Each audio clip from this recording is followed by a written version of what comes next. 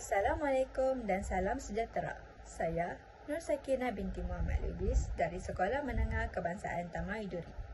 Pernahkah kita terfikir apa akan terjadi jika bahasa ibunda dilupakan? Siapa yang akan mempertahankannya? Sebagai peserta sayembara baca dan kongsi, saya ingin berkongsi sebuah cerpen penuh nilai perjuangan bahasa dan jati diri bangsa. Cerpen ini bertajuk Munshi daripada antologi Jaket Kulit Kejang dari Istanbul.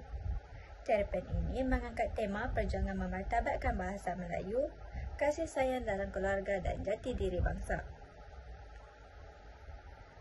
Watak Datuk dalam cerpen ini berusaha menasihati cucunya agar menghargai bahasa ibunda. Sebagai peribahasa, tak lapau di hujan, tak lekang di panas. Bahasa Melayu harus dipertahankan meskipun zaman berubah. Cerita ini mengisahkan seorang remaja yang tidak memahami pentingnya bahasa Melayu. Dia sering ditegur oleh datuknya, seorang bekas munshi, kerana suka mencampur adukkan bahasa. Baginya, bahasa asing lebih berguna. Namun, setelah datuknya jatuh sakit dan meninggal dunia, dia mula menyesal. Ketika itulah, dia sedar perjuangan datuknya dan bertekad untuk meneruskan legasi itu. Sesedahulu pendapatan, sesaat kemudian tidak berguna. Cerpen ini mengajar kita untuk menghargai bahasa Melayu sebagai identiti bangsa. Kita perlu menghormati orang tua dan jangan mudah terpedaya dengan budaya luar.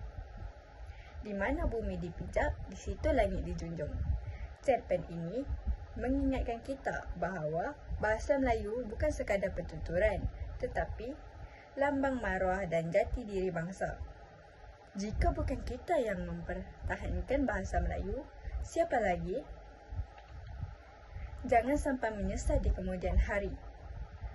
Bahasa kita, tanggungjawab kita. Sebelum saya mengakhiri penyampaian ini, izinkan saya menyampaikan sebuah pantun penutup sebagai tanda ingatan dan semangat perjuangan kita bersama. Bahasa Melayu perlu dipertahankan.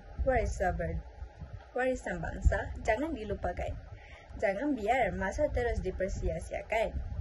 Maruah kita harus dipertahankan. Wabillahi taufiq wal hidayah. Assalamualaikum warahmatullahi wabarakatuh.